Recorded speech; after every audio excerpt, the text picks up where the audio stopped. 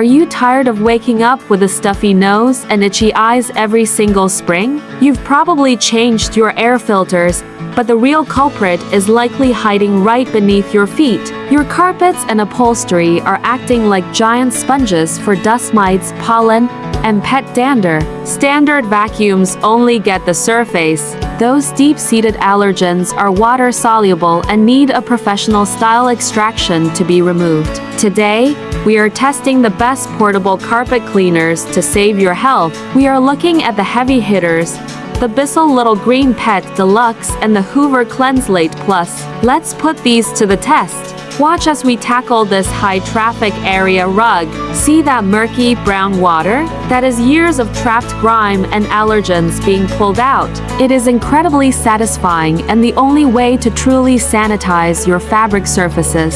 The Bissell Little Green is the king of suction power and simplicity. It's perfect if you just want it to work.